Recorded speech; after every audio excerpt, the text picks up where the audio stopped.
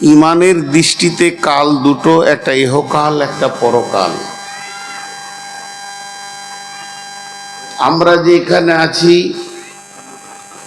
এটাকে বলা হচ্ছে ইহকাল। এরপরে মওত নামে একটা গাড়ি আসবে, অন্য কোনো গাড়ি পরকালে নিয়ে যেতে পারবে না আপনাকে আমাকে।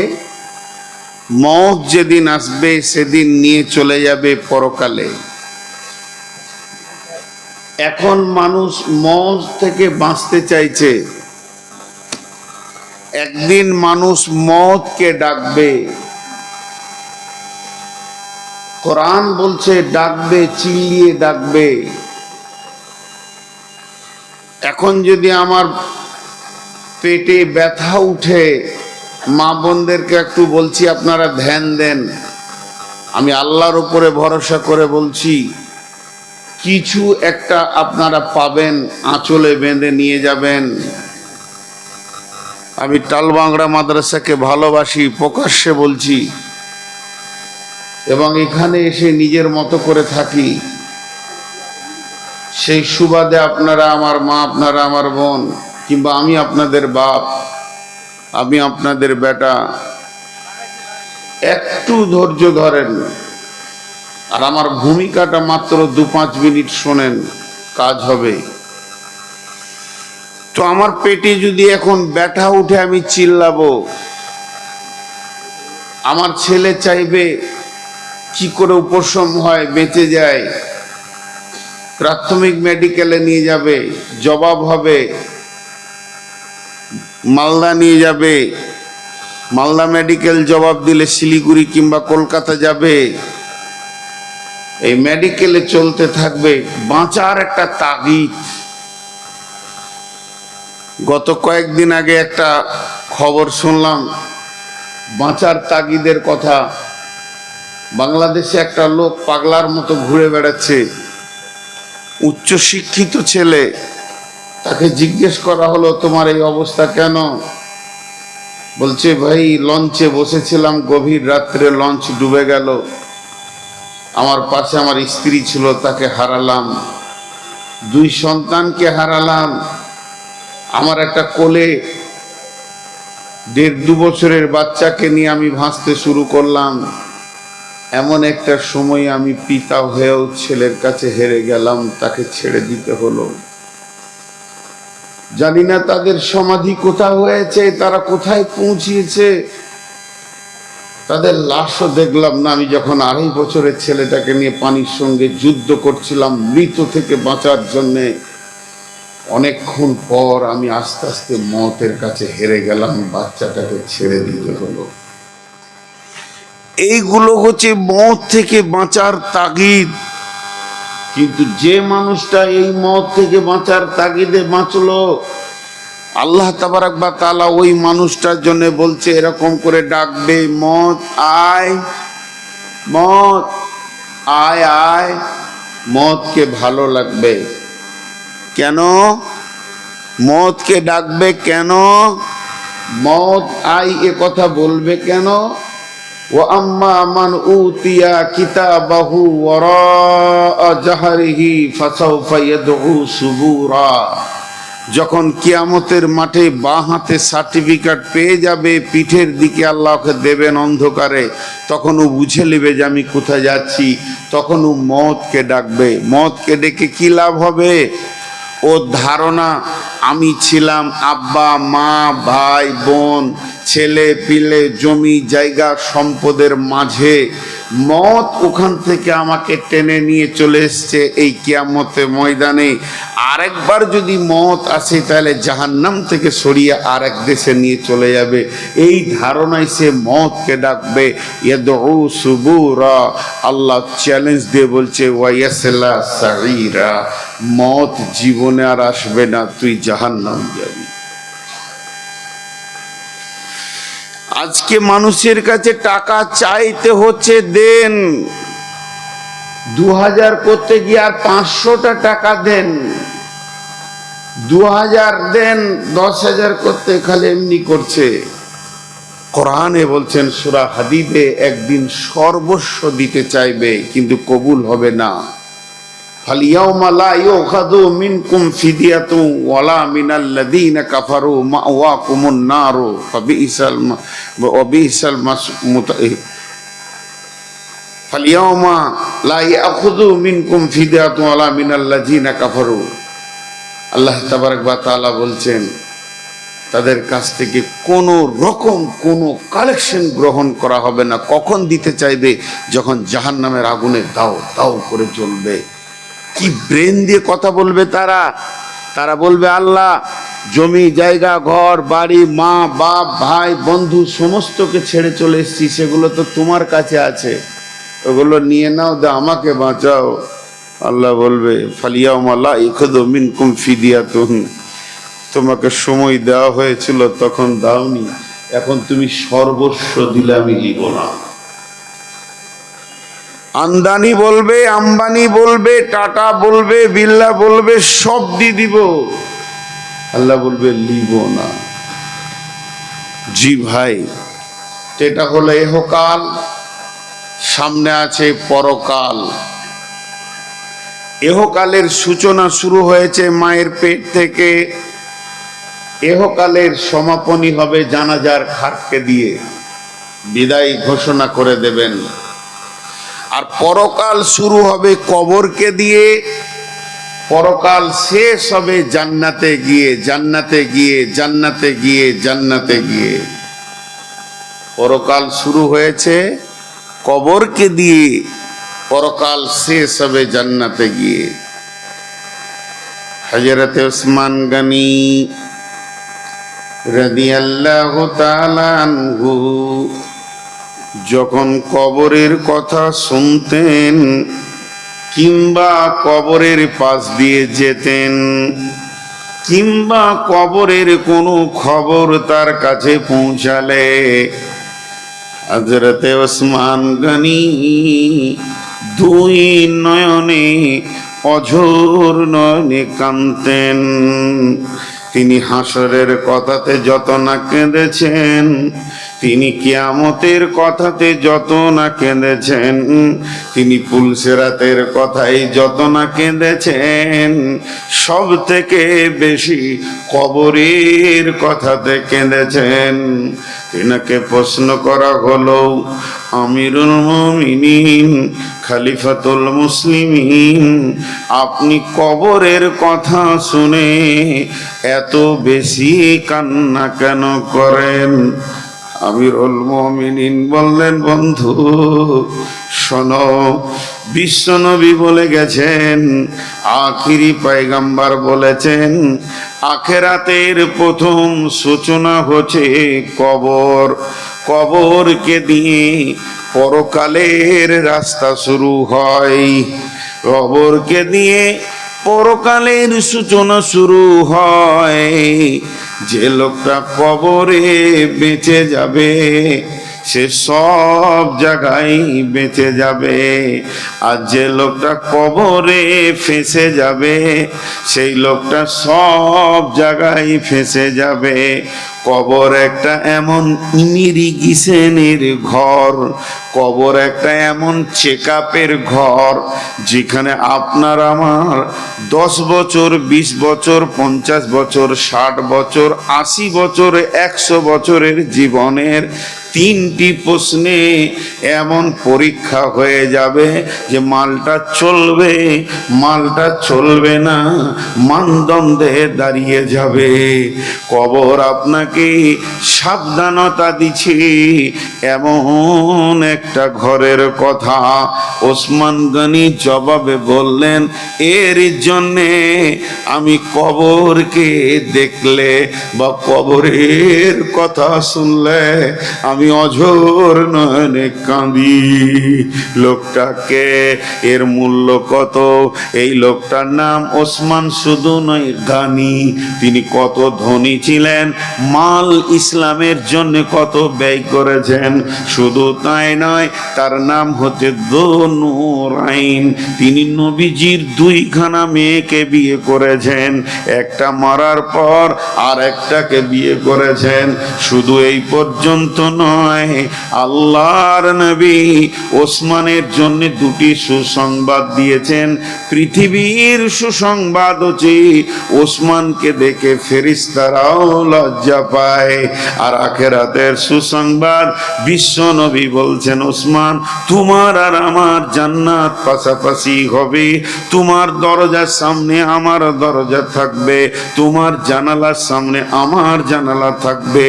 তুমি ওসমান আর আমি আখরি পয়গম্বর, আমাদের দুজনেরই জান্নাতের উদ্যানটাকে আল্লাহ পাশাপাশি সাজিয়েছেন।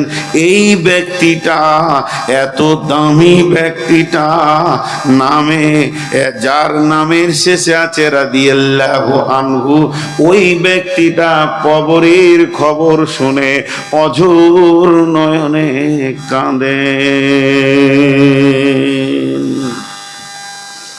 আপনাদেরকে কি ভাষা বললে বসবেন, আমি ওইটাই বলতে রাজি আছি, পায়ে ধরতে রাজি আছি।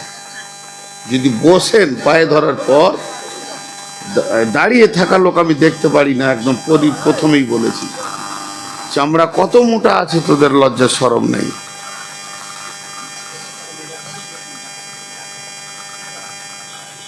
হায়া শরম বিক্রি করে তোরা এখানে আসিস। একটু ধৈর্য ধরেন, খুব স্বল্প সময়ে ছাড়বো আমি এখানে, বেশি সময় নিব না, একদম মেহমানের মতো। একটু হাজি ভাই, ভাতের শেষে কি দেয়? ভাত যখন খাওয়া হয়ে যায় শেষে কি দেয়? দই। দইটা কি ভাতের সমান দেয়? কতটা? তা আমি হলাম আজকে জালসার শেষ বক্তা, দই মানে এই 10 মিনিট চাটনি হালকা। আমাকে যদি একজনের আগে দিত তাহলে ভাত মাছ মাংস বলা যেত। তো সবর করেন, আজকের বক্তব্যটা অনেক দিন পর আমি রাখছি, এটা অনেক পূর্বের বক্তব্য। আপনারা ধৈর্য ধরে শুনলে আমাকে বলতে আরো ভালো লাগবে। এর নাম হলো কবর। কবর। এখন কথা হচ্ছে, কবর আমরা সবাই জানি বা চিনি, কিন্তু ওই জগৎটার নাম আল্লাহ রসুল অন্য দিয়েছেন আলামে বারজাক। আলামে বারজাক।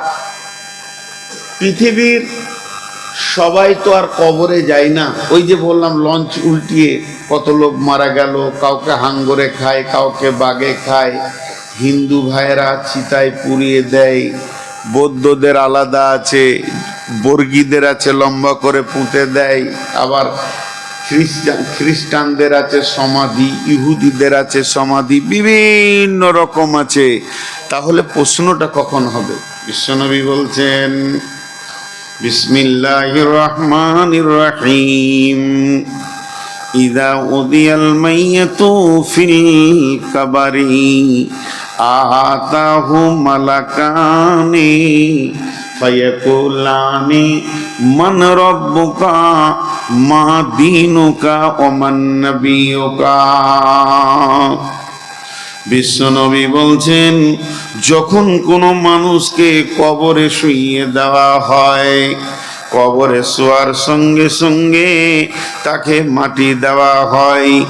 ওই মৃত ব্যক্তি কবরের ভিতর থেকে সব বুঝতে পারেন, আমি আজকে দেশ ছেড়ে চলে এসেছি, গোরস্থানে পৌঁছে গেছি। কিন্তু বন্ধুরে, মরার পরে, মাটি দেওয়ার পরে যখন স্বজনেরা বাড়ি ফিরে চলে যায়, তখন সে তাদের পায়ের চপ্পলের শব্দও শুনতে পায়। ওদিকে ধ্যানে থাকে, এমন সময় দুইটি ফেরেশতা এসে মাটিতে এরকম হাতটা মারবে, তরং করে জেগে উঠবে। যখনই সে জেগে উঠবে, ফায়াকুলানে, তারা দুজন প্রশ্ন করবে, মান রব্বুকা ওয়া মা দীনুকা ওয়া মান নাবিয়ুকা। হে ব্যক্তি, তুমি বলো বলো তোমার রবকে, তোমার দিন কি, তোমার নবীকে। এই প্রশ্নটা শুধু মুসলিমদের জন্য নয়, এটা গায়ের মুসলিমের জন্য। যারা ডুবে গেছে গঙ্গায়, যারা চলে গেছে পদ্মায় অতল তলে, সেখানেই তাদের প্রশ্ন হয়ে যাবে। কাউকে মার্ডার করে গুম করে দেওয়া হয়েছে, সেখানেই প্রশ্ন হয়ে যাবে। যাকে চিতায় শোয়ানো হবে পোড়ানোর জন্যে, ওখানেই তিনখানা প্রশ্ন হয়ে যাবে। তিনটি প্রশ্ন শুধু মুসলিমদের জন্য নয়, বিশ্ব মানবের জন্য সকলকে প্রশ্ন করা হবে। দয়ার নবী বলছেন, যে লোকটি ঠিক ঠিক ঠিক ঠিক উত্তর দিবে, বলবেন রব্বি আল্লাহ, এ বলবেন দ্বীনুল ইসলাম, নবী মুহাম্মদুর রাসূলুল্লাহ সাল্লাল্লাহু আলাইহি ওয়াসাল্লাম, তা ওই লোকটার জন্যে জাহান্নামের আগুনটা খুলে দেয়া হবে, দরজাটা খুলে দেয়া হবে। আগুন দাও দাও করে জ্বলছে, একটা আগুনের সঙ্গে লড়াই করছে, মেঘের গর্জন মারছে, আর ভয়ানক যেন শহরটির ভিতরে আগুন দেখা দিয়েছে। এই লোকটা উত্তর দিতে পারলো, তারপরও জাহান্নামের দরজাটা খুলে দেওয়া হলো এবং ওকে বলা হবে, আল্লাহর গোলাম একবার জাহান্নামটা দেখ, দুই চোখে নয়ন ভরে জাহান্নামটা দেখবে, ও ভয় খাবে, থরথর করে কাঁপবে। ফেরেশতারা বলবে, বন্ধু তোমাকে কাঁপতে হবে না, তোমার রব তোমাকে ভালোবেসেছে, তোমার রব তোমাকে দয়া করেছে, মেহেরবানি করেছেন, ওই রকম কঠিন জায়গা থেকে তোমাকে বাঁচিয়েছে, চির সুখ, তুমি জান্নাতে যাবে। এটা শুধু তোমাকে দেখালাম মাত্র, তবে তুমি সব কানমে উরুসা, যেমন নতুন দুলহা দুলহি বাসর ঘরে শুয়ে যায়, ওই রকম তুমি ঘুমিয়ে যাও। যেদিন ইসরাফিল সুর ফুঁকবে, সেদিন তুমি হাসরের মাঠে উঠবে। যে লোকটাকে প্রশ্ন করা হলো, সে উত্তর দিতে পারলো না, ভুল বললো, হা আলা আদেরি, এ ব্যাপারে আমার কিছুই জানা নাই, আফসোস। আপনি যে প্রশ্ন করছেন, এর জন্য জান্নাতের দরজাটা খুলে দিয়ে বলা হবে, হতভাগা বেঈমান, আল্লাহর দুশমন, রসুলের দুশমন, দেখ এত সুন্দর জায়গা, সুখ আর সুখ, যেখানে পজিটিভ ছাড়া নেগেটিভ কিছুই নাই, এই রকম সুখের জায়গা থেকে চিরতরের তোকে বিতাড়িত করে দেয়া হলো এবং তুই জাহান্নামে যাবি রে, কারণ আল্লাহর নাফরমান হয়ে গেছিস। তাই হযরত ওসমান বলেছিলেন, তিনখানা প্রশ্ন এত জটিল নয়, এত সহজ প্রশ্ন আল্লাহ তাবারক ওয়া তাআলা করেছেন। তিনটি প্রশ্নর জবাব আর কবরে দিয়ে যে বেঁচে যেতে পারবে, চিরদিন সে সব জায়গায় বেঁচে যাবে। আর যে কবরে ধরা খেয়ে যাবে, তার সব জায়গায় ধরা খেয়ে যাবে। ও বন্ধুবর, এর জন্য আমি কবরের কথা শুনলে অঝোর নয়নে কাঁদি।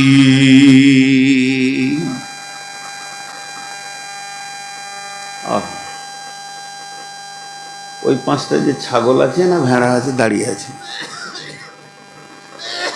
আল্লাহ মাফ করুক ওদেরকে। ওদের বিবেক যে কি বলছে, ওদের তো একটা মগজ আছে, মগজটা যে কি বলছে এখন। একজনের মগজ বললে তুই পালা, তুই সুরসুর করে রাস্তা ধরেছে, ওর মাথাটা ভালোই বলেছে যে তুই কেটে পড়, তুই কাটলে কবর থেকেও বেঁচে যাবি। এর নাম কবর। আমি দাঁড়িয়ে থাকা লোক যতক্ষণ থাকবে আমি এরকম বলতে থাকবো, আমি দাঁড়িয়ে থাকা লোক দেখতে পারি না। ভাই বন্ধু করে বলছি বসতে, যদি না বসে তাকে কি বলবো।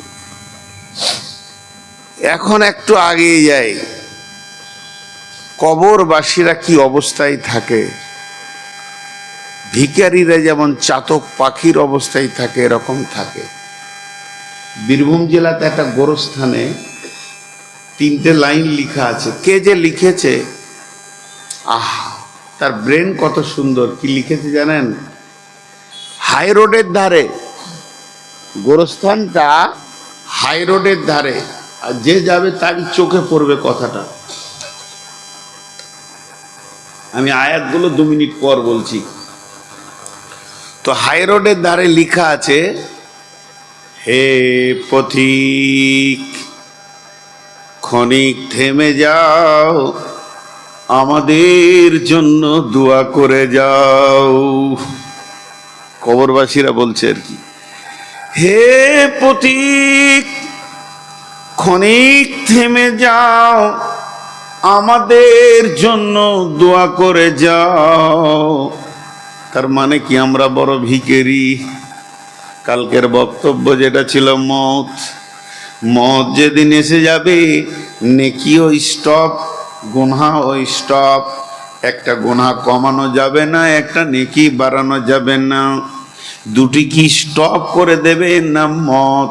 কবরবাসী এখন বহুত কষ্ট করে দেখছেন যে এখানে আমাদের আর নেকি বাড়াবার কেউ নাই, যদি দুনিয়াওয়ালারা কিছু পাঠায় তবেই আমাদের রাস্তা আছে। তাই লিখেছে, হে পথিক ক্ষণিক থেমে যাও, আমাদের জন্য কিছু দোয়া করে যাও। হে পথিক, আজ তোমরা যেখানে, গতকাল ছিলাম আমরা সেখানে। তৃতীয় লাইনে লিখছে, হে পথিক আজ আমরা যেখানে, আগামীকাল তুমি আসবে ওইখানে। পথিক তুমি তোমার বিবেকের দরজাটা খোলো, আর ঘুমিয়ে থাকিও না, এবার জেগে যাও। বাড়িটা তুমি টাল বাঙড়ো আর মাটিতে বানাবে না কবরে বানাবে? এর জন্যে বন্ধুরে আমার, আব্বা মারা গেছেন, মা মারা গেছেন, নানা মারা গেছেন, নানি মারা গেছেন, দাদি মারা গেছেন, দাদা মারা গেছেন, আত্মীয় স্বজন চলে গেছেন। মসজিদে বসে দোয়া করেন, মাবুদ আমার মা বাপ নানা নানি দাদা দাদিকে তুমি ক্ষমা করো, বেহেশত নসিব করো, নেকি পৌঁছাবে কবরে। যদি আপনি জালসাই করেন পৌঁছাবে, আপনি যদি সৌদি থেকে করেন পৌঁছাবে, আপনি যদি কুয়েত থেকে দোয়া করেন তো দোয়া পৌঁছাবে। আপনাকে এর জন্যে কবরের পাশে গিয়ে বলতে হবে না। কবরের পাশে বললে যতটা পরিমাণে মা বাপ পাবে, আপনি দূরে থেকেও বললে অতটাই পাবে। তারপরও বিশ্বনবী বলছেন, পারলে মাঝে মাঝে কবরকে জিয়ারত করিও। ইবাদতে যদি মন না বসে, পৃথিবীকে যদি তেতো না লাগে, আখেরাতকে যদি মিষ্টি না লাগে, দিল যদি পাষাণ হয়ে যায়, ইবাদতে যদি মন না লাগে, দিল যদি পাষাণ হয়ে যায়, আখেরাতকে যদি ভালো না লাগে, পৃথিবীটা যদি মিষ্টি লাগে, পৃথিবীটা যদি তেতো না হয়, মাঝে মাঝে গোরস্থানে যেও।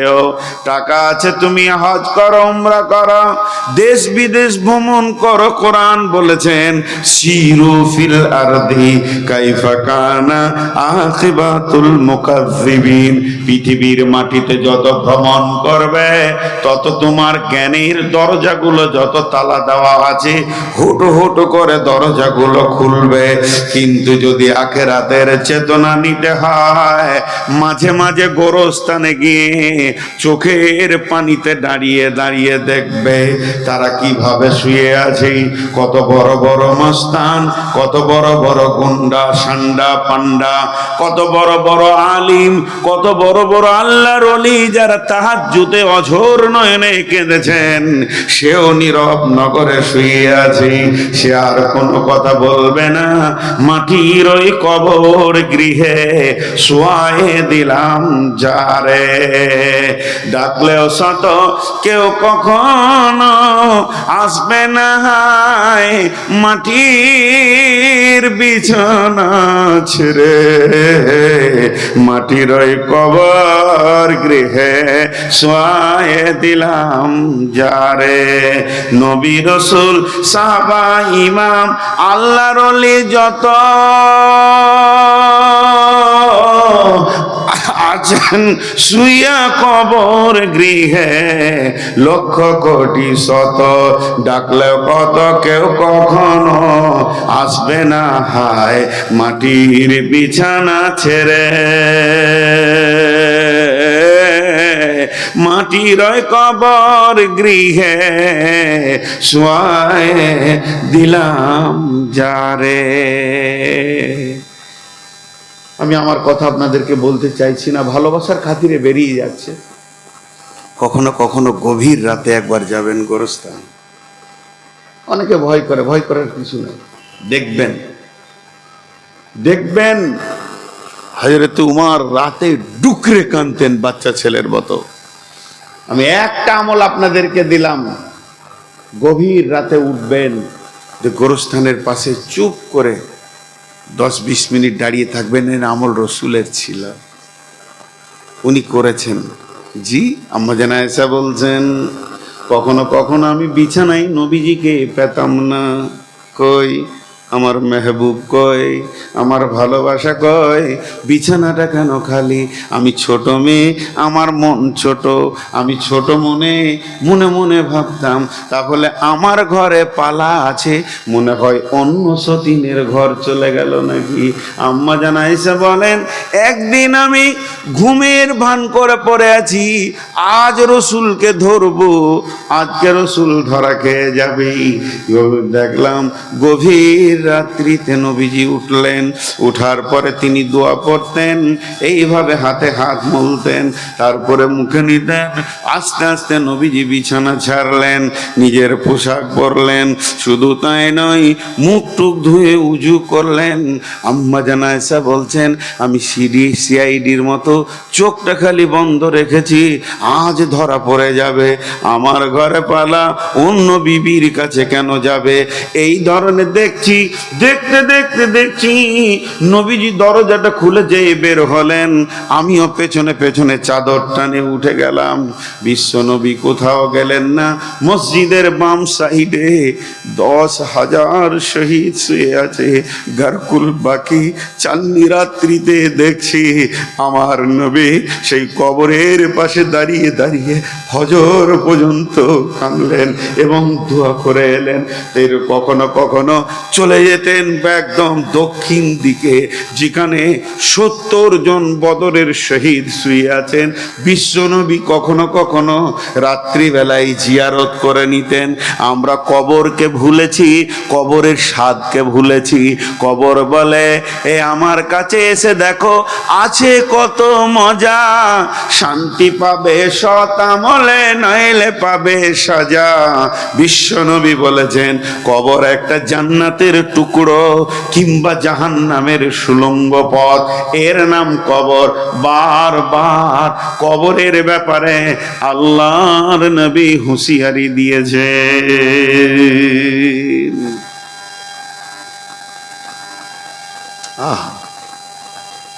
এরা কি টেন্ডার দিয়েছে যে দাঁড়িয়েই থাকবো?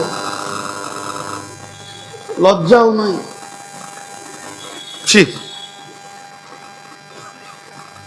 ভাই আমি অনেক অসুস্থ, শুধু বাংলা বলি 1 ঘন্টা চালাবো ইনশাল্লাহ। সভাপতি বলছে সারা রাত।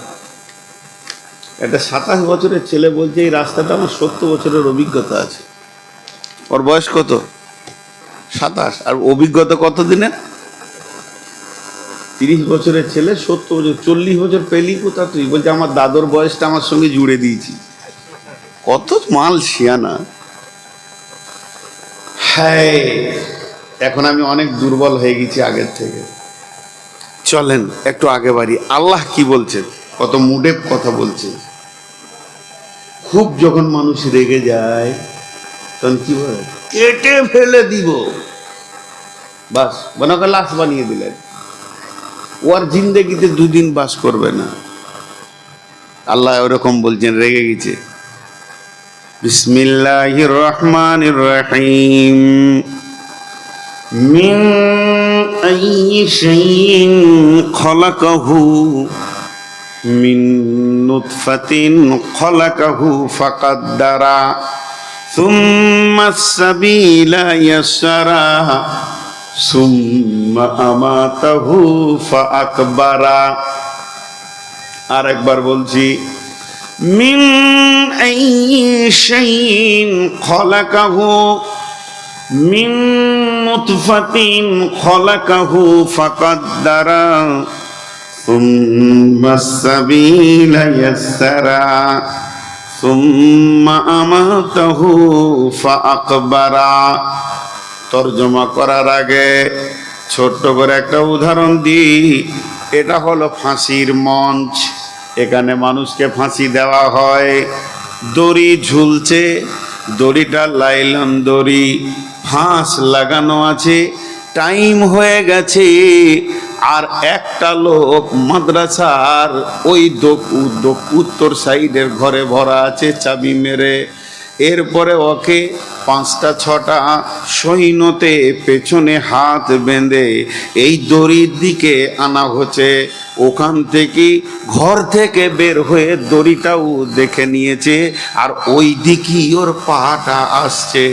বলেন ওই লোকের মনটা কেমন হবে? আর পা যাব রে, আর কটা শ্বাস নিব রে, এখনই আমাকে টেঙ্গে দেওয়া হবে, তুলে দেওয়া হবে। শেখ সাদি আলাইহি রাহমাকে একটা লোক জিজ্ঞেস করলো, বন্ধু তুমি কেমন আছো? উনি উত্তরে বলেছিলেন, ফাঁসির মঞ্চের দিকে যখন আসামি যায় তার মনটা যেমন থাকে আমার মনটাও এরকম আছে। বলে কেন? বলে প্রতি সেকেন্ডে আমি মওতের দিকে আগাচ্ছি। প্রত্যেকটা মানুষ আমরা মওতের দিকে আগাচ্ছি। আর ওই কঠিন ঘর আমার জন্য কবর রয়েছে, যেখানে আমার পরীক্ষা হয়ে যাবে আমি জান্নাতি না জাহান্নামী, সেই ঘরটার দিকে প্রতি পা আগাতে রয়েছি। আপনারা ভাবলেন নূর মোহাম্মদ মঞ্চের দিকে এলো, আমি ভাবছি কালকে বাংলাদেশে আমি যাব, তাহলে রাস্তা সফর করছি। আর আল্লাহর খাতার হিসাবে ফেরেশতা লিখছে তোর আর 50,000 কিলোমিটার আছে কবর পৌঁছাতে। তার মধ্যে মালদা গেলি 500 হয়ে গেল, আবার চলে যাবি বাংলাদেশ আরো 500 হয়ে যাবে। প্রতি কদমে তুই কবরের দিকে আগাতে রয়েছিস। অতএব বন্ধুরে, ফাঁসির মঞ্চে যাওয়ার সময় মানুষের মানসিকতা যেমন হবে, যার দিলে কবর মনে পড়বে সে পৃথিবীতে ঘুরবে ফিরবে, কিন্তু খেয়ে উঠে বসে শান্তি পাবে না। আল্লাহ এবার বলছেন, আমাদের বিবেককে আল্লাহ ধাক্কা দিচ্ছেন। আল্লাহ কি বলছেন? আমাদের বিবেকে একটা খোঁটা মারছেন। এরকম ভাবে সবাই বিবেকগুলো খুলেন। যার বিবেক ঘুমিয়ে গেছে এই আয়াতটাতে জেগে যাবে। জানেন আল্লাহ বলছেন, মিন আইয়ি শাইইন খালাকাহু, তোদেরকে কোন জিনিস দিয়ে আমি বানালাম। মিন আইয়ি শাইইন খালাকাহু মিন নুতফাতিন খালাকাহু ফাকাদ্দারা, তোদেরকে 2টা পানি থেকে আমি সুন্দর পরীর মতো অবয়ব বানালাম। সুম্মা সাবিলা ইয়াসসারা, যে রাস্তা দিয়ে তুই এসেছিস ওটা পেচ্ছাবের রাস্তা। একবার নয়, দুইবার নয়, একবার নয়, দুইবার তুই পেচ্ছাবের রাস্তা দিয়ে এসেছিস। একবার পুরুষের রাস্তা দিয়ে গিয়ে মেয়ের পেটে ঢুকেছিস, তারপরে মেয়ের পেচ্ছাবের রাস্তা দিয়ে আবার এখানে এসেছিস। ওই কঠিন 2টি রাস্তা, আগেরটা ছিল অতি সংকীর্ণ, তখন তুই ছিলি শুক্রাণু। এরপরে তুই একটা পুতলা যখন তৈরি হলে, এরপরে তোর এলো মহিলা পেচ্ছাবের রাস্তা। মিন আইয়ি শাইইন খালাকাহু, কোন জিনিস থেকে তোদেরকে আমি বানালাম। মিন নুতফাতিন খালাকাহু ফাকাদ্দারা, 2 দিন মানে বীর্য থেকে, নারী এবং পুরুষের বীর্য থেকে বানালাম। সুম্মা সাবিলা ইয়াসসারা, তোদের ওই রাস্তা 2টিকে আমি আসান করে দিলাম। তোদের ওই রাস্তাটা পৃথিবীতে আসার জন্য আসান করে দিলাম। সুম্মা আমাতাহু ফাআকবারা, সুম্মা আমাতাহু ফাআকবারা। পৃথিবীতে যত ঘুরবি ঘুরেলে তোকে একটা ভিসা মেরে দিয়েছি, এর বেশি থাকতে পাবি না। আমি আল্লাহ তোকে মারবো, আবার কবরে শুইয়ে দিব। আমি আল্লাহ তোকে মারবো এবং কবরে শুইয়ে দিব। শুধু কবরে শুইয়ে দিয়ে তোকে চিরদিন আমি রাখবো না। ওয়াইদাল কুবুর বুসিরাত, আমি ইসরাফিলকে যখন বলবো সুর ফুঁক, ইসরাফিল দ্বিতীয় সুর যখন ফুঁকবে, সারা পৃথিবীতে একটা নারী, একটা পুরুষ, একটা শিক্ষিত, একটা অশিক্ষিত, একটা বৃদ্ধ, একটা বৃদ্ধা, একটা শিশু, একটা পাগল, একটা মেন্টাল রোগী, যে কোনো হোক না কেন, কবরে লুকিয়ে থেকে যাবি এটা হবে না। সবগুলোকে ময়দানে দাঁড় করাবো। ফাইন্নামা হিয়া জাজরাতু ওয়াহিদা ফাইদা হুম বিসাহিরা। এমন একটা হুঙ্কার মারবো, তুই তো দূরের কথা, তোর গোষ্ঠী, তোর বংশ হাজির হয়ে যাবে এবং সবগুলাকে এক জায়গাতে জমা করব। বানালাম আমি, মায়ের পেটে তোকে দুনিয়াতে আনলাম, মারবো, মেরে কবরে নিয়ে যাব। একবার বিবেকের দরজাটাকে খোল, আর চায়ের দোকানে ঘুর ঘুর ঘুর ঘুর ছেড়ে দিয়ে মসজিদে এসে উবুর হয়ে পড়ে যা। যে এতটা ক্ষমতা রাখে তার পায়ের নিচে মাথাটা দিয়ে অঝোর নয়নে তুই বল, আল্লাহুম্মা ইন্নী আউযু বিকা মিন আযাবিল কবরি। শুধু কবরের কথা বলছি, আজকে কবর নিয়ে দুটি কথা বলবো। এক দুই করে উঠছে। জি, আল্লাহ রস্তে একটু ধৈর্য। আপনাদের বিরক্ত লাগছে নাকি?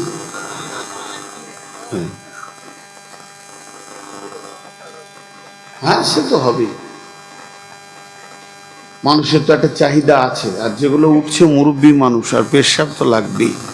মা বোনেরা একটু ধৈর্য ধরেন।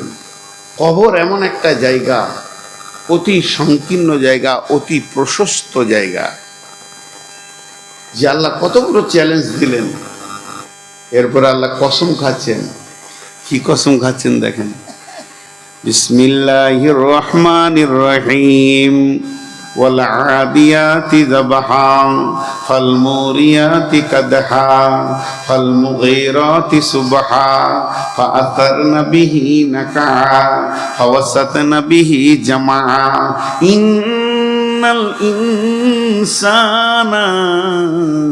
ইন্নাল ইনসানা লাফি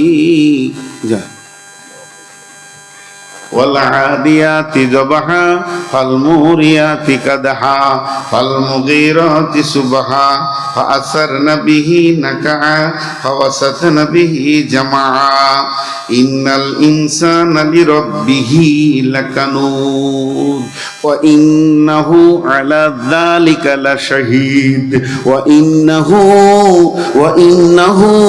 لحب الخير لشديد أفلا يعلم إذا بعثر ما في القبور أفلا يعلم إذا بعثر ما في القبور وحصل ما في الصدور إن ربهم بهم يومئذ لخبير।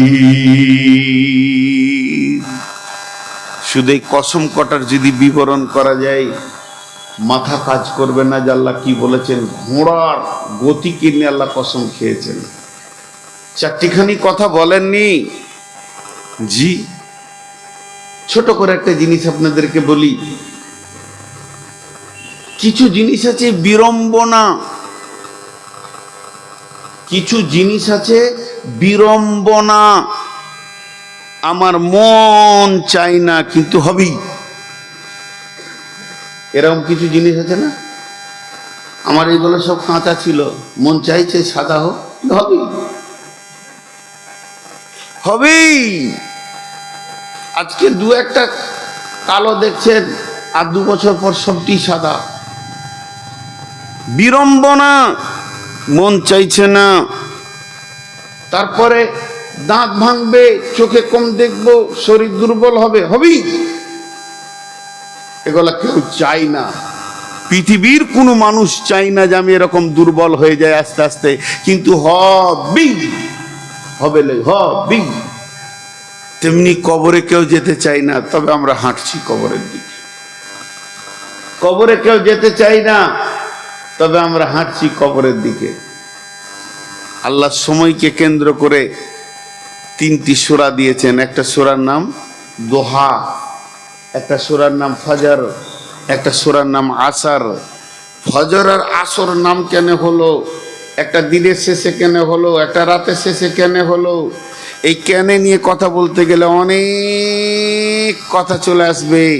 সময়ের ওপরে, সময়ের কত গুরুত্ব, সময়ের কত মূল্য, এর উপরে অনেক কথা চলে আসবে। তা আমি ওদিকে যাব না, মহা জঙ্গল থেকে ছোট্ট একটা জড়ি নিব। যতগুলো কারণ আছে তার মধ্যে একটা কারণ আপনাদের কাছে 1 মিনিটের জন্য তুলে ধরছি। সেটা কি? সূর্য কথা বলে। এটা দার্শনিকদের কথা বলবেন না যে আমি বলেছি, বুখারীতে আছে। সূর্য কথা বলে। জি ভাই, সূর্য কথা বলে। যেমন যারা গাড়ি চালান, গাড়ি কথা বলে, 4 চাকা হোক 2 চাকা হোক, গাড়ি কথা বলে না? বলে। ড্রাইভারের সাথে বলে যে আমাকে এখন কোন গিয়ারটা লাগবে, আমি কোন গিয়ারে গেলে ঠিক থাকবো। ড্রাইভার সেইভাবে দুজনকে মেজারমেন্ট করে চলে। তেমনি সূর্য কথা বলে। কিরম, কি কথা বলে? বন্ধুরা আমার, সূর্য 2 বার কথা বলে। একবার সকালে উঠে তখন কথা বলে, একবার যখন সন্ধ্যায় ডুবে তখন কথা বলে। সকালে যখন উঠে তখন বলে, বিশ্ববাসী রে তোদের কপাল ভালো, তোরা একটা দিন পেয়ে গেলি, আর এই দিনটাকে হাতছাড়া করে দিস না। যত গুনাহ করেছিস রবের কাছে একবার তওবা করে নে, কেঁদে নে, আর আজকের দিনে তুই জিন্দেগির মোড়টাকে ঘুরিয়ে নে। এতদিন পাপে ছিলি, এবার ভালোর দিকে আয়।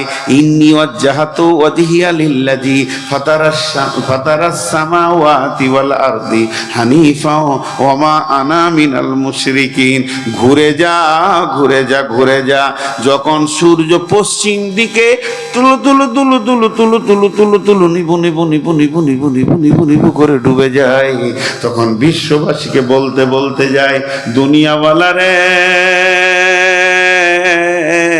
হতভাগার দল, আজকে 5 ওয়াক্তের নামাজে তোকে পাওয়া গেল না, আল্লাহর কাছে পাওয়া গেল না। তবে আমি চলে গেছি, একটা সংবাদ দিচ্ছি তোর কানে, তুই এটা নিয়ে নে। তুই কবরের দিকে একদিনের রাস্তা এগিয়ে গেলি।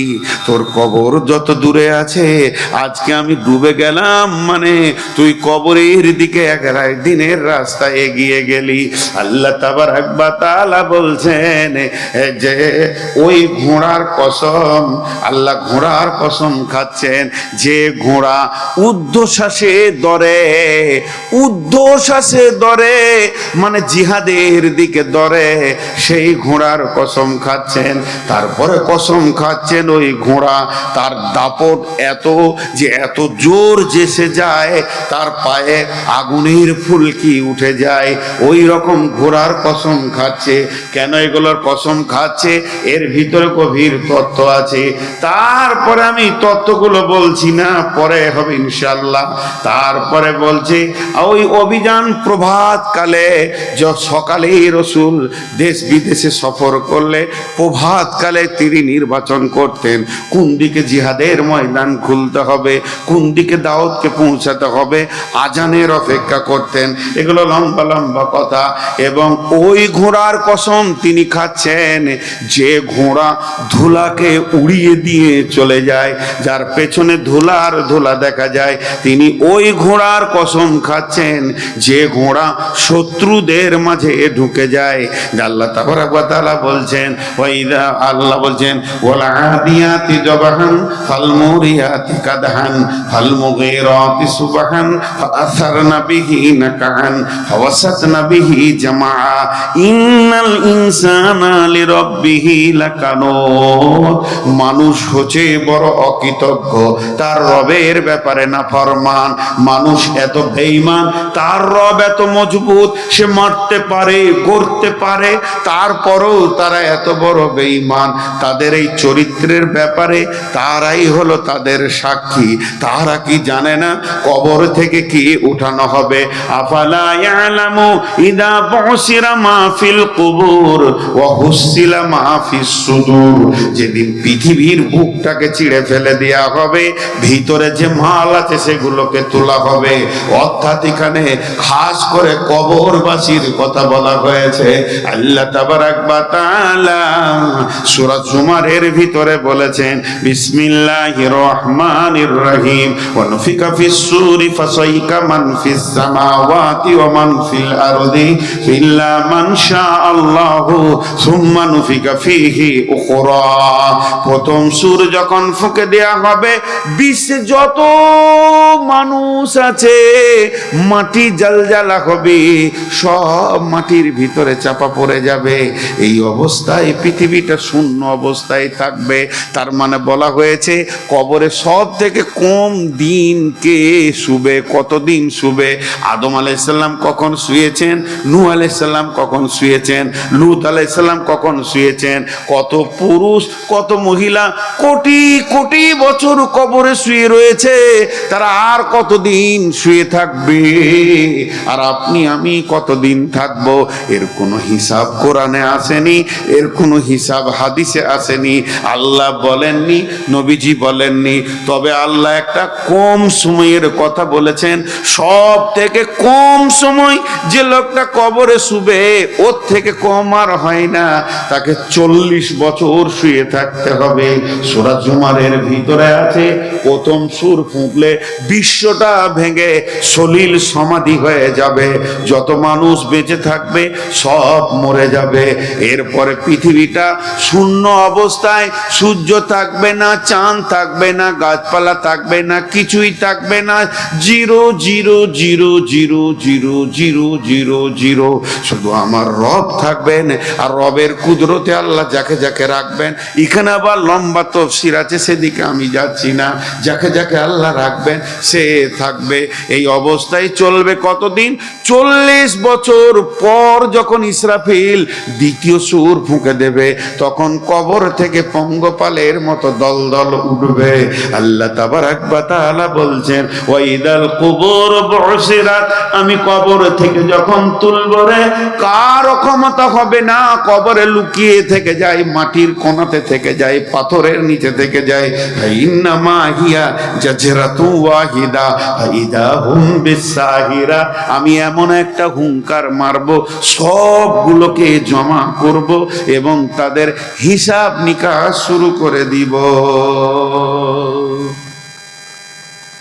কতক্ষণ হলো? 1 ঘন্টা হয়নি? তখন থেকে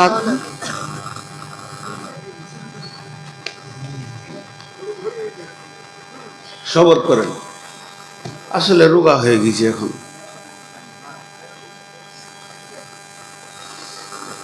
ওই কথাগুলো কানে পড়ছে তো মনে হচ্ছে পড়ে যায়, এমনি করে মাথা ঘুরে। মানুষকে চাপ দিয়ে কথা বলতে হয় না।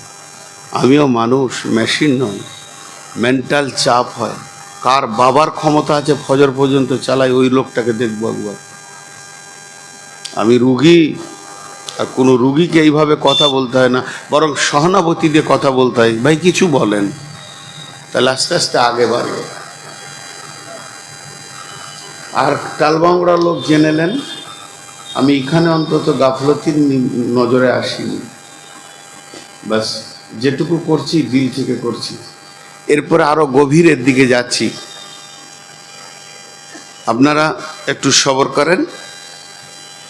আর 2টি আয়াত পড়েছি আপনাদের সামনে, সেই গভীরতা কবরের। এবার ভিতরকার দিকে চলে যাব। ছোট ছোট 2টি উদাহরণ দিব, উদাহরণগুলো একটু মনোযোগ দিয়ে শুনবেন। আমি যা কিছু বললাম 1টা ঘন্টা, পুরো 1টা ঘন্টা শুধু কবরের ওপরেই। তো আল্লাহ তাবারাক ওয়া তাআলা, রসুল বলেছেন সেই কবরে 3টি প্রশ্ন করা হবে। তা আমি আপনাদের সামনে ছোট্ট করে একটা উদাহরণ দিয়ে একটু আগাতে চলেছি। সেটা হচ্ছে যে কবরের প্রশ্ন হবে তিনটি। কবরের প্রশ্ন হবে তিনটি, মান রব্বুকা, মা দীনুকা, ওমান নবিয়ুকা। একজন ইহুদি মেয়ে রাসূলুল্লাহ সাল্লাল্লাহু আলাইহি ওয়াসাল্লামের ঘর এলেন, আম্মা জান আয়েশাকে বললেন, কিছু আছে মা, আমাকে দেন ভিক্ষা। তো কিছুই ছিল না, মাত্র দুটো খেজুর ছিল। আম্মা জান আয়েশা খেজুর দুটো ওই মহিলাটার হাতে দিলেন। তো এমনি করে হাতে নিয়ে ইহুদিদের মেয়েটা আল্লাহর আম্মা জান আয়েশাকে দোয়া দিচ্ছেন, আল্লাহ তোমাকে যেন কবরের আযাব থেকে মুক্তি দান করেন। আম্মা জান আয়েশা বলছেন, হ্যাঁ কবরের আযাব? তো ওটা মনে রেখেছেন। কিছুক্ষণ পর রসুল আসলেন, রসুলকে জিজ্ঞাসা করছেন, ইয়া রাসূলুল্লাহ কবরে কি আযাব হবে? বলে হ্যাঁ, আযাব আল কবরে হাক্কুন। তো আম্মা জান আয়েশা বলছেন, এরপর থেকে আমি খুব তীক্ষ্ণ দৃষ্টিতে খেয়াল করতাম, কানকে খুলে রাখতাম। আল্লাহ রসুল যত নামাজ পড়তেন, নামাজের শেষে কবরের আযাবের জন্যে মুক্তির দোয়া চাইতেন। আমরাও আজও চাই না? আল্লাহুম্মা ইন্নী আউযু বিকা মিন আযাবিল কবর। দেখেন এটা কত জটিল, যেটা নামাজে ফিটিং করে গেছেন বিশ্বনবী। কবরের আযাব এত ভয়ানক। যুবক ভাইদেরকে বিশেষ করে বলবো, হে আমার সন্তানের দল, ভাইয়ের দল, খবরদার না, আর রঙ্গমঞ্চে না থেকে কবরের পুঁজি কিছু করি। জি, সালাম, মঞ্চে উঠলাম, সালাম দিলাম, আসসালামু আলাইকুম। আপনার উত্তরে বললেন ওয়ালাইকুম সালাম। পৃথিবীর বুকে যার সঙ্গে যার দেখা হয়, আসসালামু আলাইকুম। এক ইমানদার আর এক ইমানদারকে দোয়া দেয়, তিনিও বলেন ওয়ালাইকুম সালাম। কিন্তু বন্ধুরে, আরো দুটি জায়গা আছে সালাম দিতে হয়। সালাম দিয়ে শুধু চুপ থাকলে হবে না, দু চারটা কথা আরো বাড়িয়ে নিতে হয়। সেখানে উত্তরের অপেক্ষা করা যাবে না।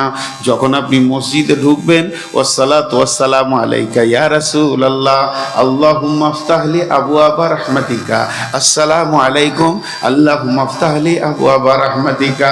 তার মানে হচ্ছে মসজিদে তুমি সালাম দিয়ে ঢুকো, মসজিদ ঢুকার তুমি দোয়া পড়ো।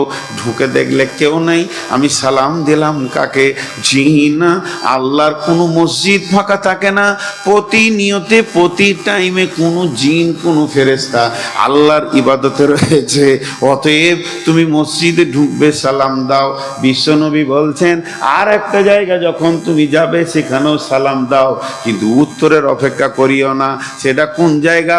সমস্ত মৃত ব্যক্তি যেখানে আছে ওই জায়গায় যখন যাবে তো বলো আসসালামু আলাইকুম ইয়া আহলাল কুবুরি ইয়াগফিরুল্লাহু লানা ওয়া লাকুম ওয়া আনতুম সালাফনা ওয়া নাহনু বিল আসরি। আসসালামু আলাইকুম, হে আহলাল কুবুরে, ও কবরবাসী রে, তোমাদের ওপরে আল্লাহর শান্তি বর্ষিত হোক। আর কি? ইয়াগফিরুল্লাহু লানা ওয়া লাকুম, আল্লাহ তোমাদেরকে মাফ করুন, আল্লাহ আমাকেও মাফ করে দেন।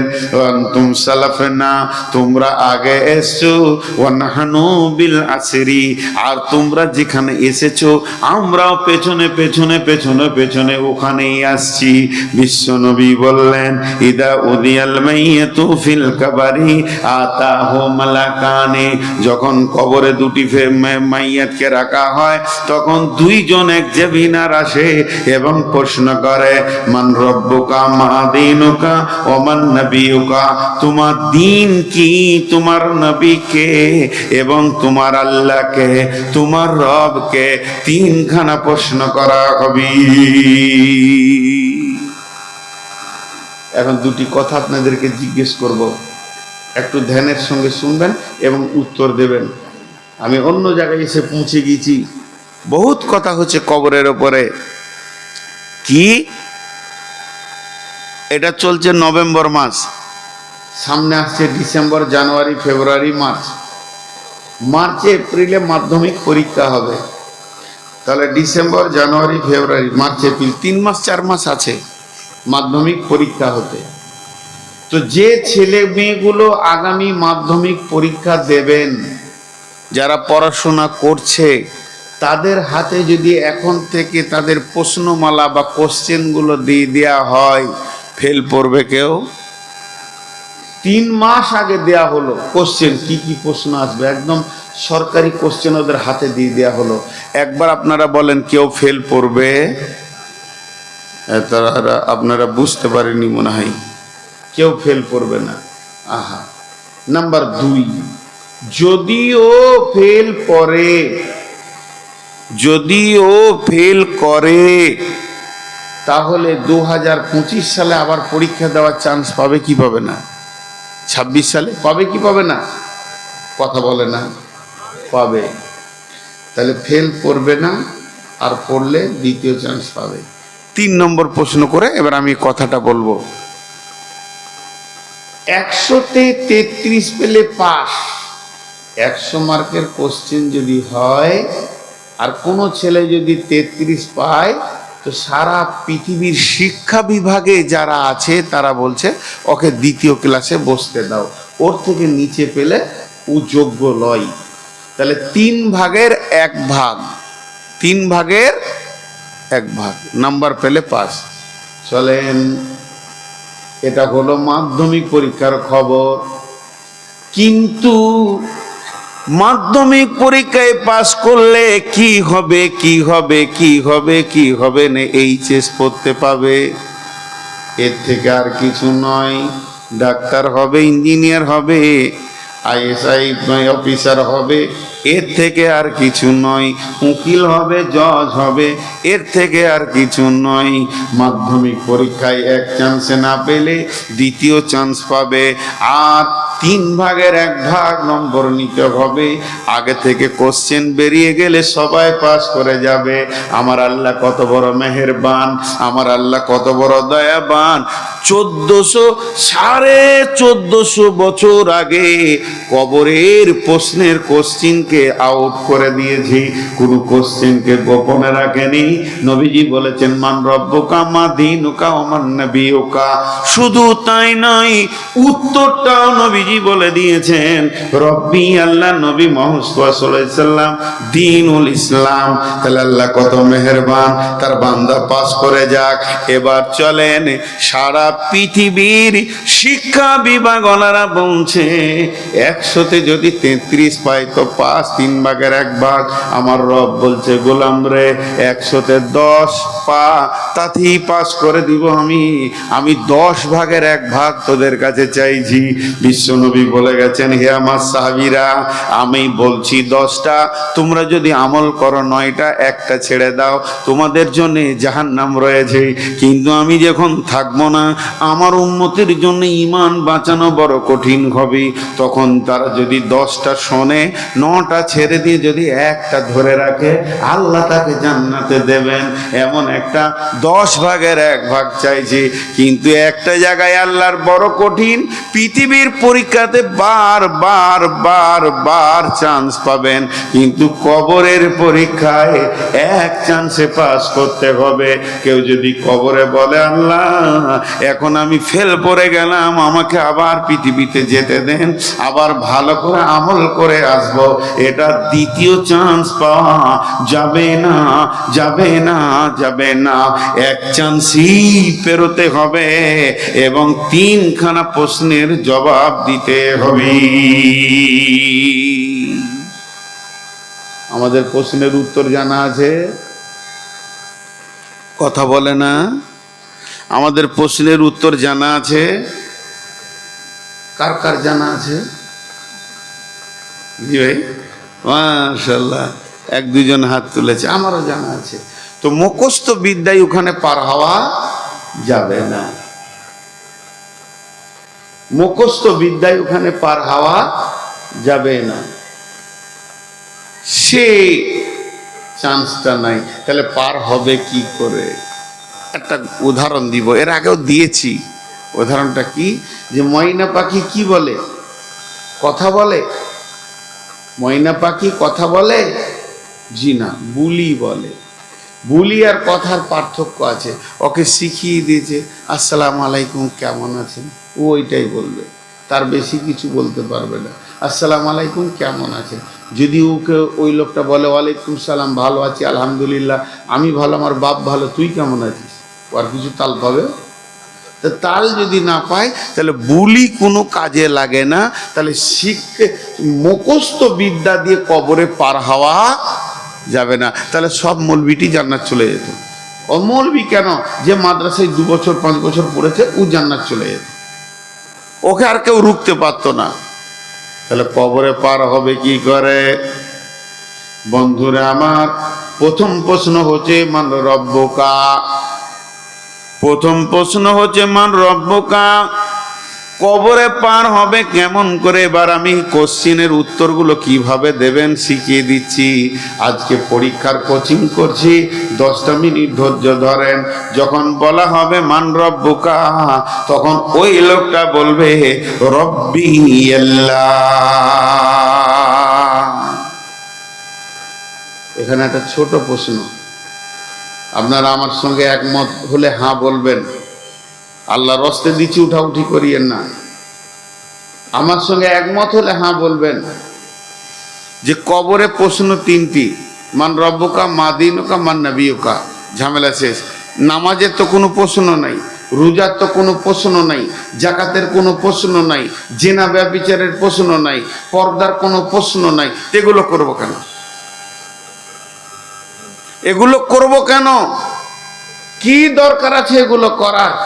আর যে কবরে বেঁচে যাবে 3টি প্রশ্নের উত্তর দিয়ে, সে সব জায়গায় বেঁচে যাবে, এটা রসুল বলেছেন। তাহলে নামাজ রোজা করার কি দরকার আছে?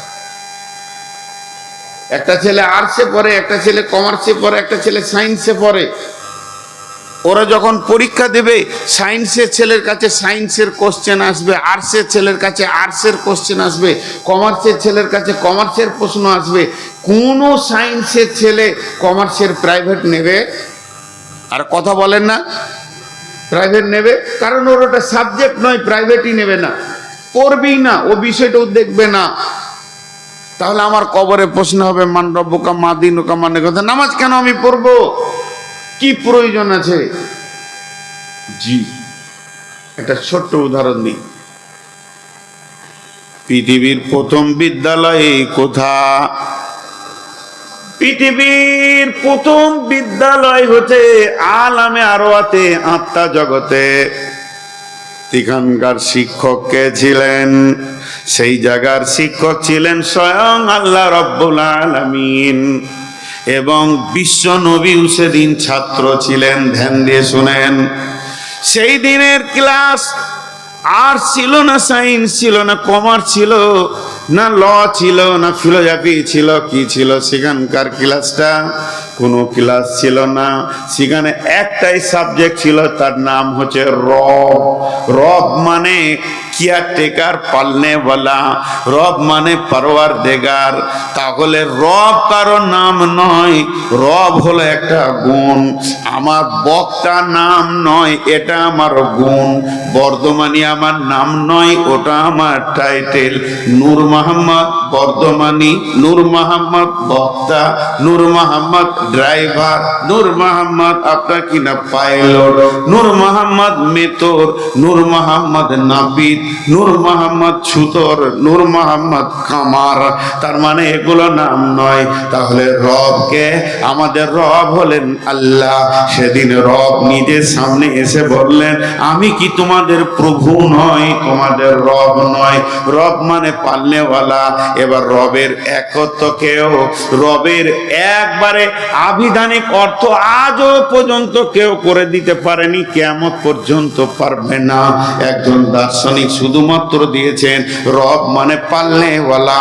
কেউ বলছে পরওয়ারদিগার, এটা ফার্সি, উর্দুতে পালনেওয়ালা, বাংলাতে পালনেওয়ালা, আরবিতে হলো রব, ইংরেজিতে হলো কেয়ারটেকার, তার মানে আমাকে দেখভাল করবে। একজন দার্শনিক বলছেন রবের সামান্য অনুসূচনা তোমাদেরকে দিচ্ছি, তোমরা কান করে শোনো। রবের সামান্য অনুসূচনা তোমাদেরকে দিচ্ছি, তোমরা কান করে শোনো। অনস্তিত্ব, এই এই এই বস, এই রবটা শুনো তোমরা, বসো বসো, যেতে হবে না, ওইখানেই বসো, ওইখানেই বসো, শুনো, খানিক শুনো। লাখে লাখে কাটে কাটে ঝাঁকে হাজারো হাজার, শেষকালে গুনে দেখবে 3 কুড়ি 4। রব মানে পালনেওয়ালা। এবার কেমন পালনেওয়ালা, দার্শনিকের তর্জমাটা 2 বার করব। হে আমার যুবক, আপনারা মুখস্থ করলেন। এই ক্লাসটা 4টিখানি ক্লাস ছিল না। সেদিন সমস্ত নবী ছাত্র ছিলেন, সেদিন বিশ্ব নবী পর্যন্ত ছাত্র ছিলেন। আর রবের ক্লাসটা এত হার্ড, পৃথিবীর কেউ পড়াতে পারবে না, এর জন্য আল্লাহ নিজেই ক্লাস করেছিলেন। তার মানে শুনলেন। এবার আমি দার্শনিকের কথাটা 2 বার বলবো, মুখস্থ করেলেন। যুবকের দল আপনারা মুখস্থ করেন। বিশেষ করে কি বলছেন দার্শনিকরা, অনস্তিত্ব থেকে অস্তিত্ব দিয়ে আনুপাতিক হারে যিনি আমাদের চাহিদা মিটিয়ে সামনের দিকে নিয়ে চলে যান, তিনি হলেন আমাদের রব। অনস্তিত্ব থেকে অস্তিত্ব দিয়ে আনুপাতিক হারে যিনি আমাদের চাহিদা মিটান, তিনিই আমাদের রব। অনস্তিত্ব থেকে অস্তিত্ব দিয়ে আনুপাতিক হারে যিনি আমাদের চাহিদা মিটান, তিনিই আমাদের রব। আমাদের রবকে আল্লাহ আমাদের রব, সেই রবই আমাদের সব। কারো ঘরে বিপদ হয়েছে, সাথে যে আছেন সে আল্লাহ। কেউ কারো ঘরে আনন্দ চলছেন, সাথে যে আছেন তিনি আল্লাহ। তার মানে সার্বিকভাবে যিনি আমাদেরকে গাইড করছেন, তিনি আমাদের রব। আর সেই রব বলেছিলেন, ও বিশ্ববাসী রে, আমি কি তোমাদের রব নয়? এর জন্য কবরের প্রথম প্রশ্ন হচ্ছে, মানে রব্বকা। যদি পৃথিবীর কোন মানুষ, কোন খ্রিস্টান, কোন ইহুদি, কোন নাসারা, কোন মাজুসি, কোন গায়ের মুসলিম যদি একবার বলে আল্লাহ রব বুঝিনি, আল্লাহ বলবে আমি ক্লাস করেছি, আর আমার ক্লাসটাকে দোহরানোর জন্যে, রেনুয়েল করার জন্যে, আর একবার মুনিয়ে পড়ার জন্যে আমি নবী পাঠিয়েছি, কোরআন পাঠিয়েছি। অতএব কবরের প্রথম প্রশ্ন হবে রব। এবার একটা উদাহরণ দিব। 2006 কিংবা 8 আমি একবার দিল্লি গেছিলাম, জামাতে গিয়েছিলাম, সোজা কথা। জামাত থেকে যখন আমি বর্ধমান ফিরছি,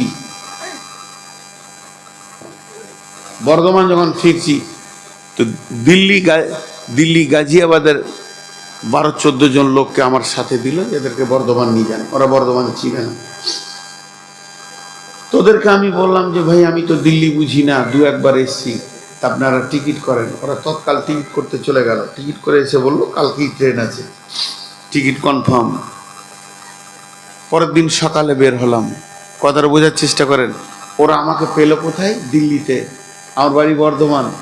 ওই 14 জন লোক, 15 জন লোক আমাকে পেল কোথায়? দিল্লিতে। আমাকে আর ওরা ছাড়ছে না, সাথে করে আনছে। রাস্তায় আছে খাওয়া দাওয়া, থাকা শোয়া, গল্প করতে করতে করতে করতে যখন আমি দেখছি আসানসোল পানাগড় গাড়ি ক্রস করে দিল, সব সাথীকে বলছি নিজের ব্যাগগুলা গুটিয়ে এলেন, নামতে হবে। ওরা তার বুঝে না কত দূর আছে, আমি বুঝি। আমি লোকাল স্টেশন চিনতে পারছি। এবার আমরা 10 মিনিটের মধ্যে নামতে হবে, সব ব্যাগ গুটান। ব্যাগ গুটিয়ে রেডি হয়ে গেল, নামলাম। স্টেশনে নামার পর তখন রিক্সা ছিল। রিক্সাওয়ালাকে জিজ্ঞেস করছি, আজি নূর মসজিদ কত নেবে? সদর থানার পাশে মসজিদটা কত নেবে? তো বলছে 15 টাকা। একটা রিক্সা 2 জন, 15 টাকা।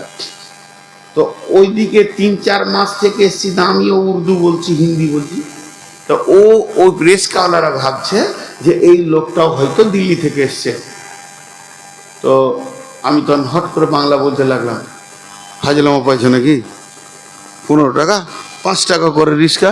বলছে আসেন নিয়ে গেল। আমি উদাহরণটা কেন দিলাম, ওরা আমাকে এতটা রাস্তা নিয়ে এলো, এর জন্য ওরা ঠকলো না। তাহলে আমরা রবকে পেয়েছি আলামে আরওয়াতে। ওই রব থাকবে সারা দুনিয়া আমার সঙ্গে, খাওয়াতে থাকবে আমার রব, শোয়াতে থাকবে আমার রব, আমাকে খেতে দেন যিনি রব, আমাকে শুতে দেন যিনি রব, আমার অসুস্থ দেন রব, আমাকে শেফা দেন যিনি আমার রব। একমাত্র আল্লাহকে ধরে যে সারা জীবনটা কাটাতে পারবে, এরপরে যখন কবরে নামবে, কবরে পৌঁছিয়ে যাবে, আর প্রশ্ন করা হবে তোমার রব কে? উত্তরে বলবে আমার রব আল্লাহ। অর্থাৎ আমার রব আল্লাহ, ওই লোকটা বলতে পারবে, ওই লোকের বলার ক্ষমতা হবে, ওর লোকটা মুখ দিয়ে বের হয়ে যাবে যে সারা জীবন আল্লাহ ছাড়া কারো কাছে মাথা নামও করেনি, না শির করেনি, না পীরকে চুমেছে, পীরের পায়ে চুমেছে, পীরের মাথায় চুমা দিয়েছে, পীরকে সাজদা করেছে, না মাজারে গেছে, গাছতলায় গেছে, না পাথরকে সাজদা করেছে, ইটকে করেছে, মূর্তিকে করেছে, না যিশুর পূজা করেছে, মুসার পূজা করেছে, মারিয়ামের পূজা করেছে। এক কথায় সারা পৃথিবীতে যত বাজে নকল আল্লাহ রয়েছে এদেরকে তাওয়াক্কা করে নাই, এদের মুখে লাত মেরেছে আর সাজদা করেছে এক আল্লাহকে, ভয় করেছে তো আল্লাহকে, ভরসা করেছে তো আল্লাহকে, এবং আল্লাহর উপরে তাওয়াক্কুল করে জীবন কাটিয়েছে। ওই লোকটার মুখে কবরে বের হবে রব্বি আল্লাহ, আমার রব হচ্ছে আল্লাহ। তাকে মাদ্রাসাতে পড়তে হবে না, তাকে মুখস্থ করতে হবে না, তাকে ইয়াদ করতে হবে না, তাকে লেখে নিয়ে যেতে হবে না, তাকে টুগলি বানাতে হবে না। শুধুমাত্র আল্লাহর উপরে ভরসা করে যদি কেউ জিন্দেগি করে, কবরে ওর মুখ দিয়ে অটোমেটিক বের হয়ে যাবে আমার রব আল্লাহ। এরপরে হলো দ্বীনুল ইসলাম। দিন কি তোমার? দিন মানে শুনেলেন দয়া হস্যই দন্তন দিন, দিন মানে দিন, রাতের পর দিন। এখন এটা রাত, সূর্য উঠলে দিন হবে ওই দিন। ওই দিন যদি তর্জমালেন আর মানেলেন তাও ভুল হবে না। রাতে কিছু দেখা যায় না, দিন এসে গেলে সব দেখা যায়। তার মানে একটা লোকের কাছে দিন নাই, ও অন্ধকারে ঘুর ঘুর করছে, মা বোন তারতম্য করতে পারছে না। যখন তার কাছে দিন চলে আসবে প্রকাশ্যে হালাল হারাম দেখতে পারবে। 2 নম্বর দয়াবায় দীর্ঘই দন্তন দিন। এই দিন মানে হলো অনুগত, প্রভুত্ব, শাসন বিচার, রুলস, প্রসিডিওর, এরকম অনেক 19টা মানে আছে। অতএব বন্ধুরে, দিন কার না? দিন আল্লাহর। শাসন বিচার কার চলবে? আল্লাহর চলবে। আইন কার চলবে? আল্লাহর চলবে। আপনার আমার জীবনটা কিনে নিয়েছে নাকি আল্লাহ। আমি চলবো কেমন করে? আল্লাহর হুকুমের ওপরে। আমি চলবো কাকে নকল করে? নবী মুহাম্মদ সাল্লাল্লাহু আলাইহি ওয়াসাল্লামকে নকল করে। আমার সমস্ত আইন আল্লাহর হুকুমের বাইরে যাবে না। যখন একটা মানুষ ইসলামের আইনকে হৃদয়ে দিয়ে ভালোবেসে স্বাগতম করে নেবে, ওর মুখ দিয়ে বের হয়ে যাবে দ্বীনুল ইসলাম। আমি ইসলামের আইন ছাড়া পৃথিবীর কোনো আইনে চলি নাই, কোনো আইনকে আমি স্বাগতম দিই নাই। ওর মুখ দিয়ে বের হয়ে যাবে আমি আর দিন হচ্ছে ইসলাম। 3 নম্বর মান নবীকা, তোমার নবীকে। নবী মানে এখানে তোমার কাছে খবর দেনেওয়ালা কে ছিল। এখানে নবী মানে তুমি আমি আইডিয়াল নিতে পারি। তোমার আইডিয়া কি? আইডিয়ালটা কি? তোমার আদর্শটা কি? তুমি কাকে লক্ষ্য করে চলো? তোমার চলা বসা উঠা লেনদেন কার মতো হয়েছে? তোমার মাথার চুল কার মতো হবে? মোচটা কার মতো হবে? দাড়িটা কার মতো হবে? পোশাকটা কার মতো হবে? ভাষাটা কার মতো হবে? পানি খাবে তো কার মতো করে খাবে? আবার পানি পান করবে তো কার মতো করে করবে? খানা খাবে তো কার মতো করে খাবে? রুটি খাবে তো কার মতো করে খাবে? আবার বিছানায় শুবে তো কার মতো করে শুবে? গোসল করবে তো কার মতো করে করবে? তার মানে যে লোকটাকে তুমি নকল করে পৃথিবীতে চলেছ, জীবনের যাকে নেতা বলে মেনে নিয়েছ, তোমার নেতাকে, তোমার আদর্শকে, তোমার আইডিয়ালকে, মান নবীকা, তোমার নবীকে। তখন যে নবী মুহাম্মদ সাল্লাল্লাহু আলাইহি সাল্লামকে গ্রহণ করে নিয়েছে বন্ধুরে, ও বলবে আমার নবী হচ্ছে নবী মুহাম্মদুর রাসূলুল্লাহ সাল্লাল্লাহু আলাইহি ওয়াসাল্লাম। উঠিয়েন না, আমি নিজে মানা করছি, বক্তা আবার মানা করে কোনোদিন যে উঠিয়েন না। একটা কবিতা আপনাদেরকে শোনাবো, প্রায় প্রায় প্রায় 15 বছর পর বলবো, মনে আছে কিনা দেখি, ভুলে যদি যাই। কবর নেই কবিতাটা, এটা যে শুনবে না সে মিক্স করে দিবে। বহু আগের মুখস্থ তো, আর এখন বুড়িয়ে গেছি, মনে আছে তাও একবার সাহস করে নামছি। তার আগে ঘটনাটা বলে দিই। কবি জসিমউদ্দিন লিখেছে, পল্লী কবি কবি জসিমউদ্দিন। সব মরে গেছে গো, ঘরে কেউ নাই। দাদু আর পোতা বেঁচে আছে, পড়েছেন আপনারা? এটা সব মরে গেছে, কেউ নেই। তো দাদুটাকে নিয়ে চলে গেছে কবর জিয়ারত করতে, যে সব দেখাইছে, এইখানে তোমার দাদির কবর, ডালিম গাছের তলে, এইখানে তোমার দাদুর কবর, দাদির কবর, ডালিম গাছের তলে, শোয়াই দিয়েছি 30 বছর হলো দুই নয়নের জলে। 30 বছর আগে শুয়ে দিয়েছি। এতটুকু তারে ঘরে এনেছিলাম সোনার মতন মুখ, এতটুকু তারে ঘরে এনেছিলাম সোনার মতন মুখ, পুতুলের বিয়ে ভেঙে গেল বলে কেঁদে ভাসাইত বুক, এখানে ওখানে ঘুরিয়া ফিরিতে ভেবে হইতাম সারা, সারা বাড়ি ভরি এত সোনা মোর ছড়াইয়ে দিল কারা, যেদিকে তাকায় খালি তোমার দাদির স্মৃতিগুলো দেখতে পায়, সারা বাড়ি ভরি এত সোনা মোর ছড়াইয়ে দিল কারা, সোনালি উষায় সোনা মুক্তার আমার নয়নে ভরি, নাঙ্গল লইয়া খেতে ছুটিতাম গায়ের ওই পথ ধরি, যাইবার কালে ফিরে ফিরে তারে দেখে লইতাম কত, এ কথা লইয়া ভাবি সব মোরে তামাশা করিত কত, জানি যাইবার কালে ফিরে ফিরে তারে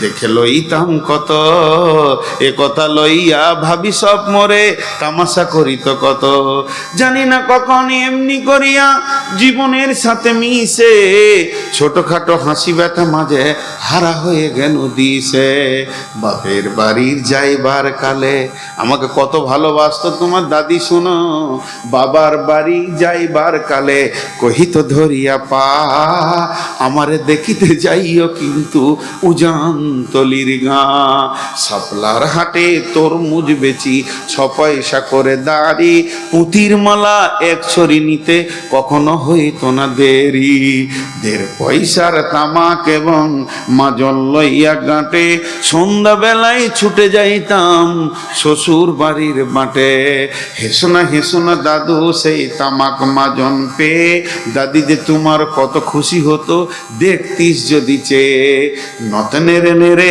কহিত হাসিয়া এতদিন পরে এলে, পথ পানে চেয়ে আমি যে হিতায় কেঁদে মরি আঁখি জলে, আমারে ছাড়িয়া এত ব্যথা যার কেমন করিয়া হায়, কবর দেশেতে ঘুমাইয়ে রয়েছে নিঝুম নিরালায়, হাত জোর করে দোয়া করে দাদু এই খোদা দয়াময়, আমার দাদির তরেতে যেন গো বেহেশতে নসিব হয়, এইটা তোমার এইখানে তোমার বাপজি ঘুমায়, এই যে তোমার মা, এই যে তোমার বাপজি ঘুমায়, এইখানে তোমার মা, কাঁদছিস তুই কি করবি দাদু পরাণ যে মানে না, সেই ফাল্গুনে তোর বাপ যে এসে কহিল আমারে ডাকি, বাজানের মোর আজকে আমার শরীর কি যেন করে থাকি থাকি, বাড়ির মেঝেতে সবটি বিছায়ে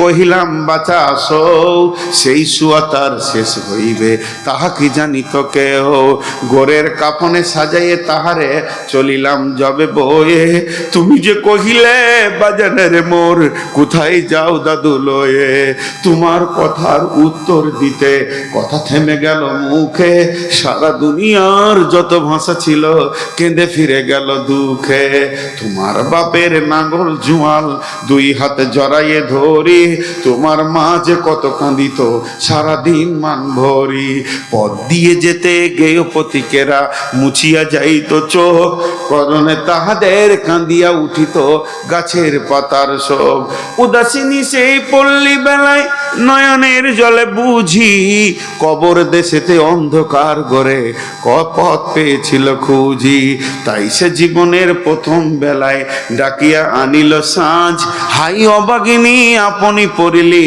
মরণ বিষের তাজ, যাইবার কালে তোর কাছে ডেকে কহিল বেটারে যায়, বড় ব্যথা রোল দুনিয়াতে তোর মা বলিতে কেহ নাই, দুলাল আমার, জাদু আমার, লক্ষ্মী আমার, ওরে কত ব্যথা মোর জানছি যে আমি ছাড়িয়া যাইতে তোরে।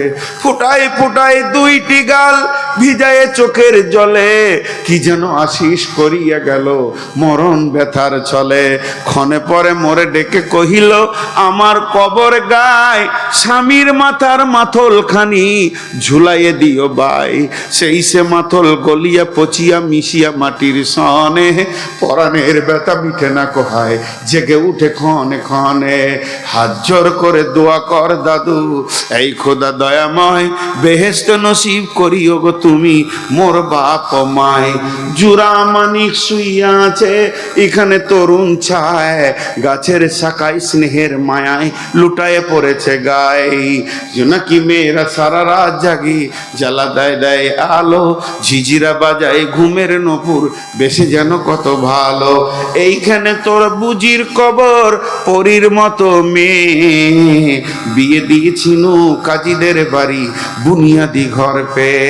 এত আদরের বুবু যে তাহারে ভালোবাসিত না মোটে, হাতেও যদি না মারিত শত মারিত ঠোঁটে। খবরের পর খবর পাঠাতো দাদু যেন কাল এসে, 2 দিনের তর নিয়ে যেও মোরে বাপের বাড়ি।